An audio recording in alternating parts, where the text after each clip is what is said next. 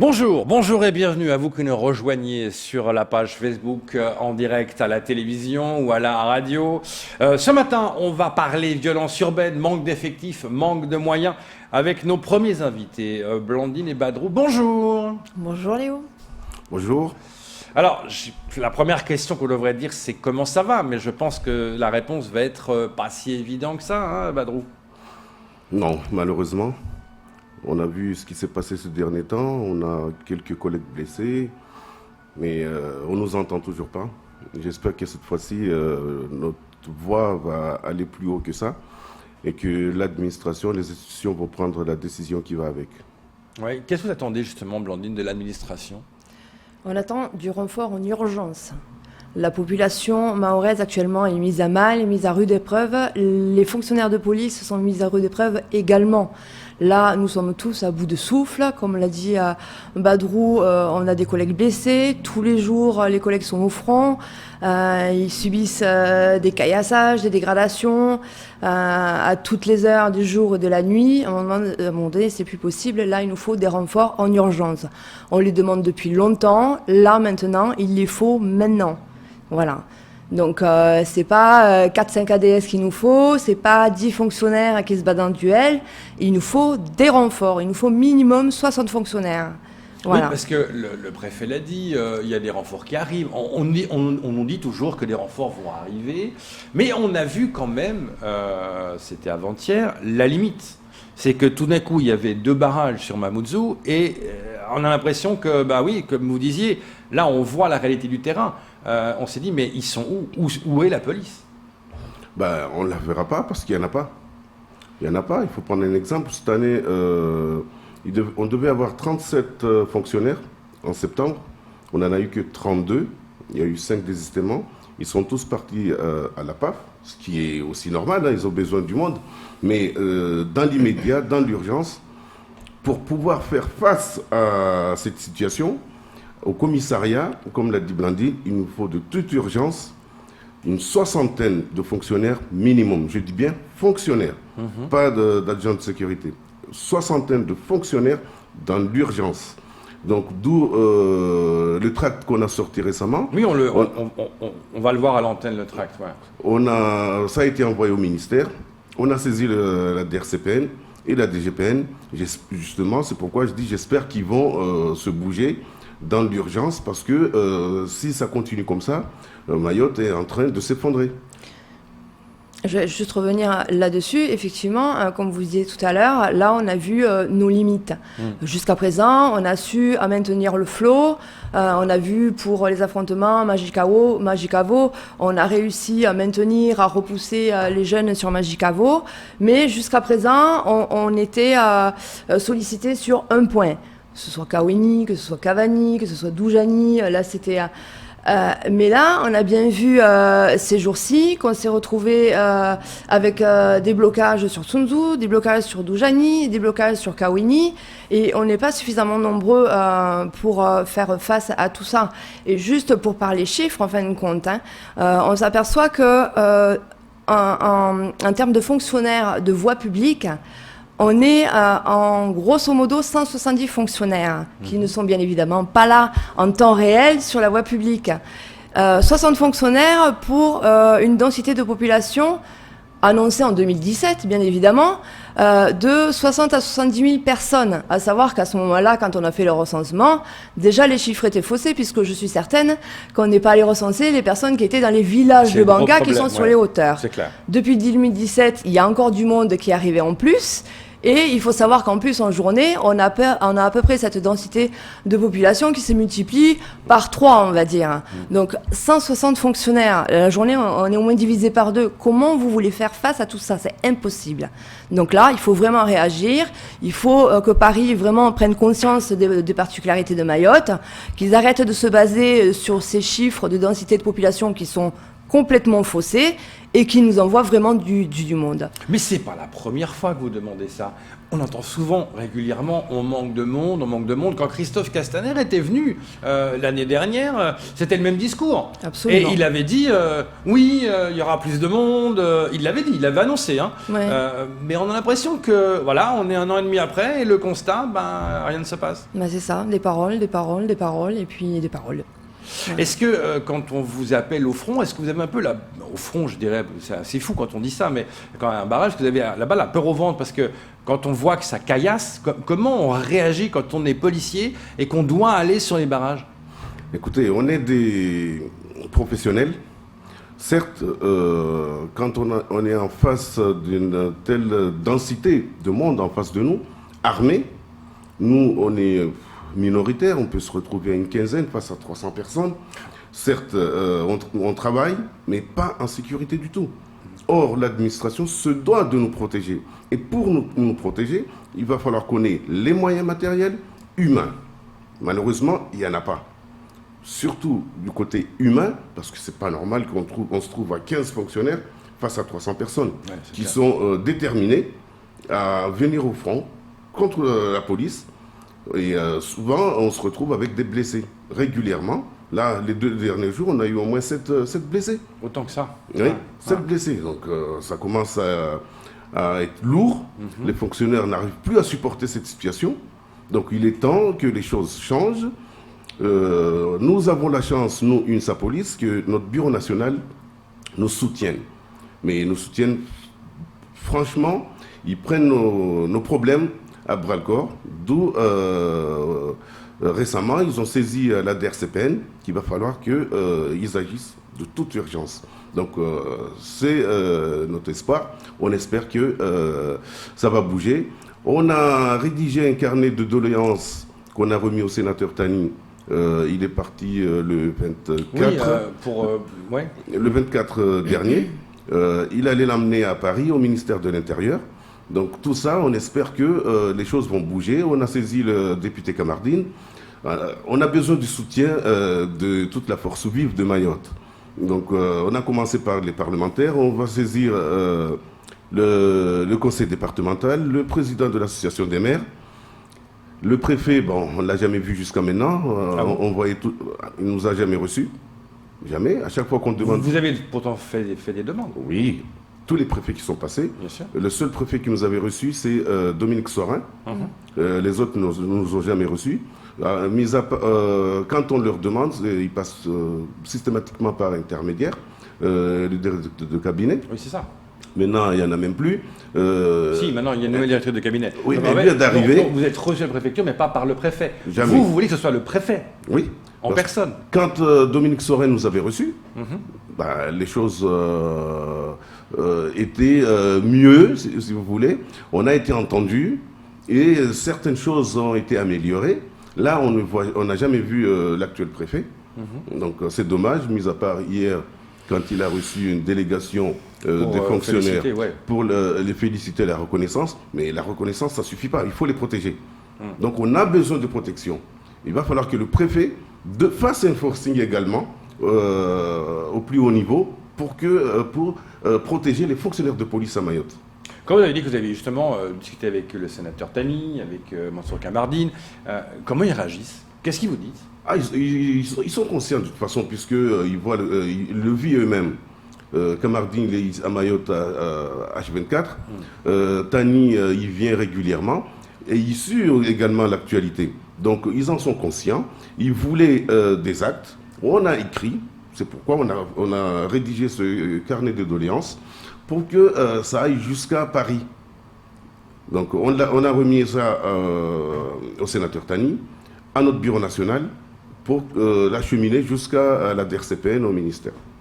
Blandine, quand on voit le manque d'effectifs, mais aussi un manque de moyens, non? Oui, bien sûr, un manque de moyens. Mais il nous manque des véhicules, il nous manque tout un tas de choses, mais on cesse de le répéter de toute façon depuis des années. Et bon, ça évolue tout doucement, il ne faut pas le nier, il faut dire ce qui est aussi. Ça évolue tout doucement et dans le bon sens, mais pour l'instant, ce n'est pas suffisant. Voilà, c'est pas suffisant, il faut qu'on avance. Là, actuellement, on peut tous le constater, on a franchi un cap. On a franchi un cap d'une violence, on fait face à un déferlement de violence incroyable, on fait face à des actes de barbarie, parce que c'est le cas, hein. On a vu à Magicavo, on a eu beaucoup de décès en ce moment, entre les affrontements Msapere-Doujani, les affrontements Magicavo-Kaweni, des histoires de lynchage, des viols par des mineurs, des tout petits, des agressions avec une violence incroyable pour un oui ou pour un non. Là, on se répète, mais il faut qu'on fasse face. Il faut qu'on fasse face, donc il faut qu'on trouve des solutions. Donc la solution, la priorité, c'est les renforts immédiats. Et ensuite, il y a d'autres projets forcément à long terme, en coordination, que ce soit avec les communes, que ce soit avec la préfecture, avec la justice, parce qu'on a vraiment besoin du soutien de la justice maintenant plus que jamais, de sanctions fermes. Oui, justement, parlons de j'allais y venir. Souvent, j'entends certains policiers qui disent « Oui, mais nous, on arrête ces jeunes ». Mais on les revoit un jour après dans la rue et ils nous sourient. Sentiment d'impunité.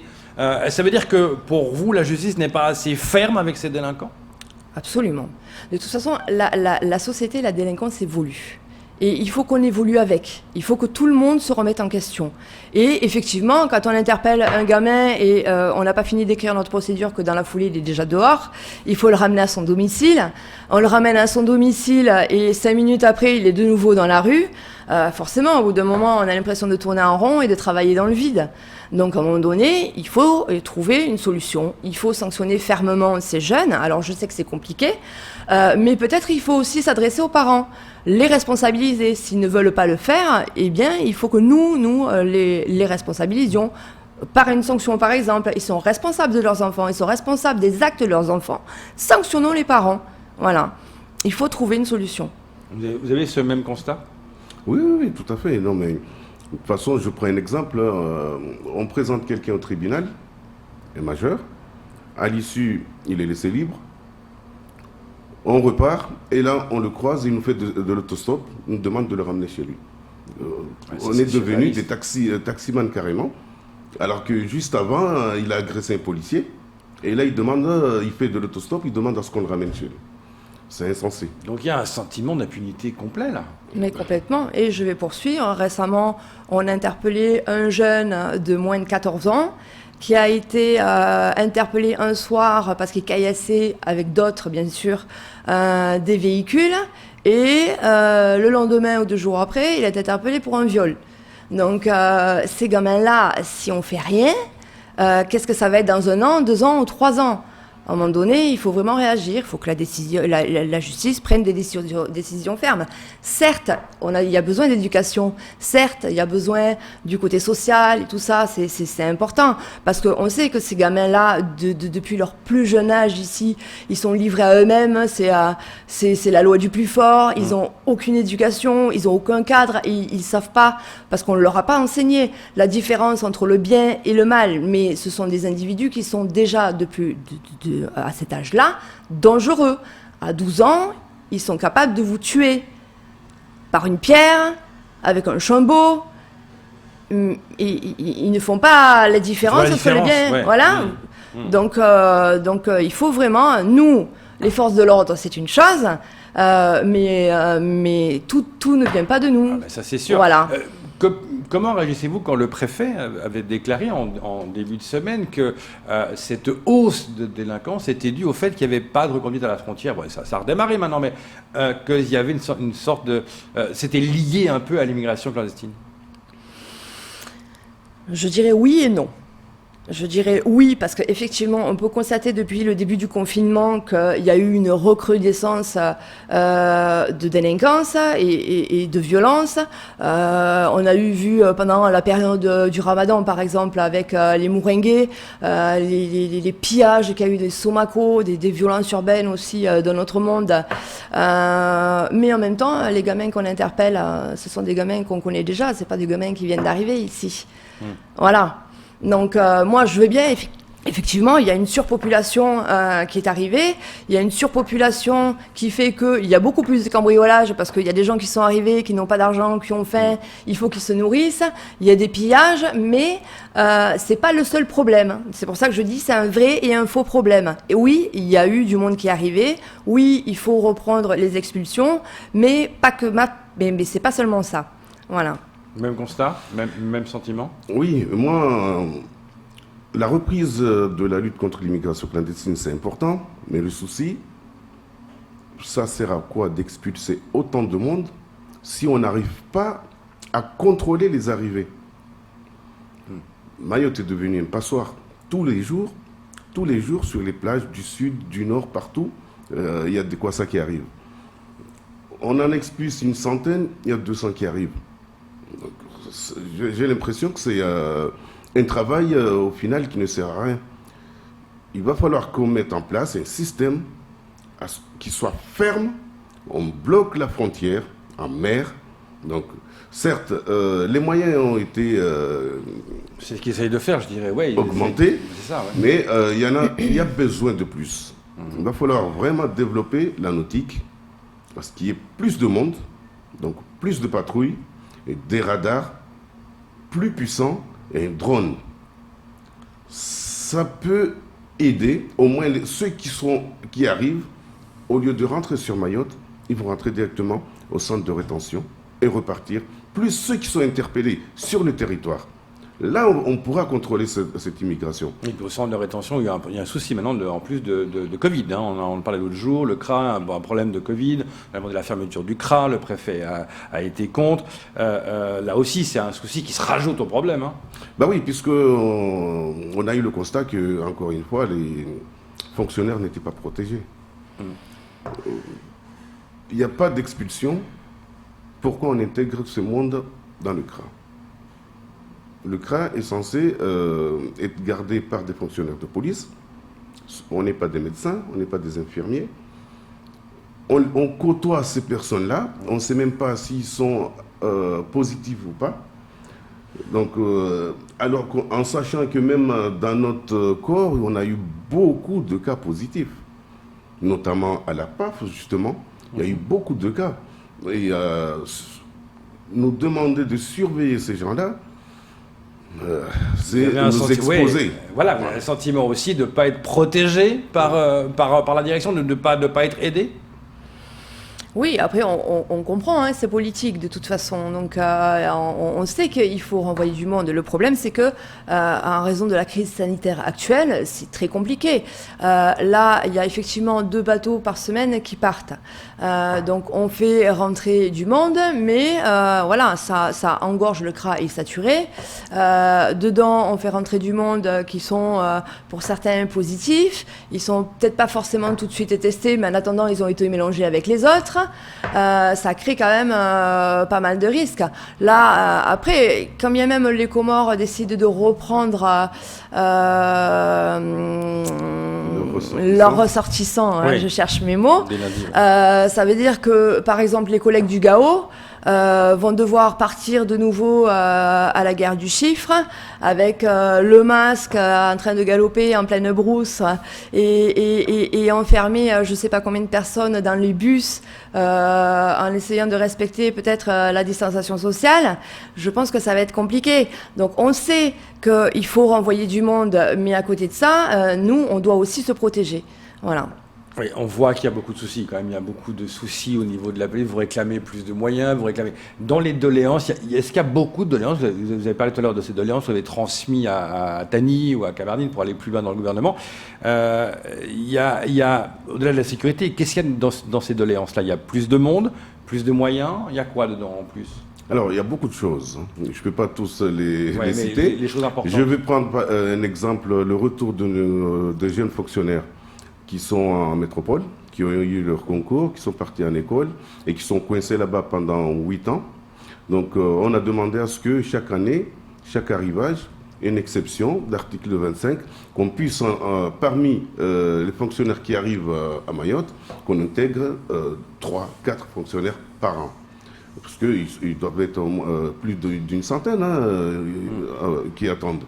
Et puis, la majoration salariale de nos adjoints de sécurité, puisque nous sommes le seul corps où les salaires des contractuels ne sont pas majorés. Les gendarmes sont majorés, l'hôpital, ils sont majorés, ainsi de suite. L'éducation nationale, ils sont majorés, la police nationale, non.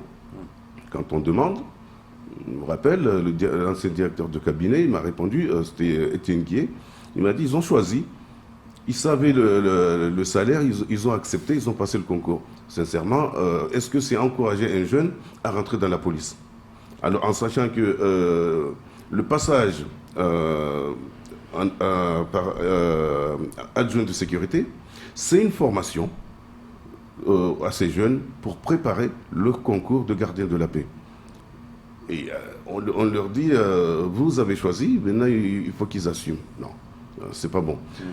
Après, il y a le parc automobile, il y a l'hôtel de police qui est saturé.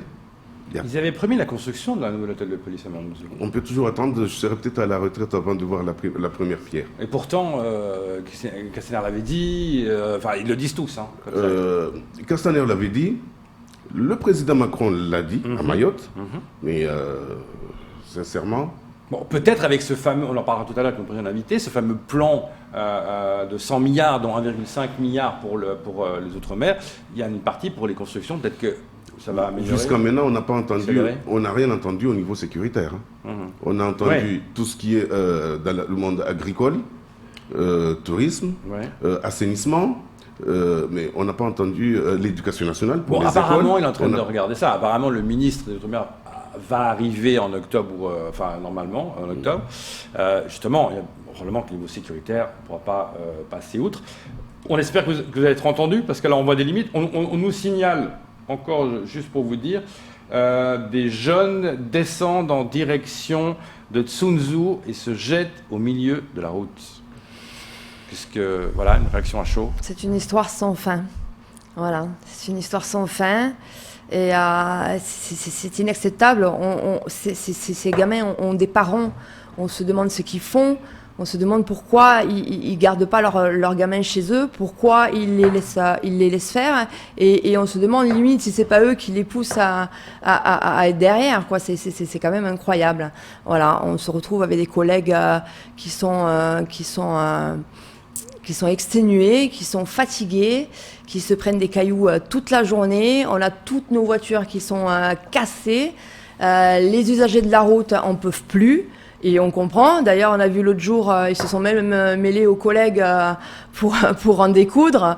C'est pas gérable. Ça devient du grand n'importe quoi. Dernière question. Les policiers, on le savait, voulaient le départ de Castaner, on ne pouvait plus. Maintenant, il est parti.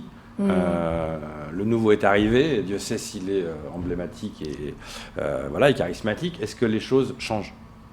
On attend de voir. Pour l'instant, il n'y a que des paroles. Vous pensez que Dupond-Moretti va accélérer les choses, elle sera mieux? En tout cas, en ce qui concerne la police nationale à Mayotte, pour l'instant c'est statu quo.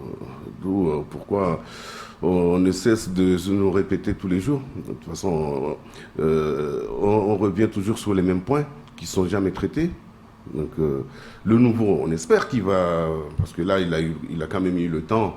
Au début, on disait, on le laisse s'installer, etc. Après, il y a d'autres sujets sur le plan national. Il y a d'autres sujets sur le plan national, notamment le budget, les réformes, la retraite. Il y a beaucoup de choses à voir. On verra si ça va changer avec le nouveau. Merci beaucoup d'être venu pour nous parler, Dieu sait, de ce sujet d'actualité en compagnie actuelle ce matin, de l'insécurité. On espère que vous allez être entendus. Merci beaucoup. Merci à vous. C'est tout pour ce temps de parole.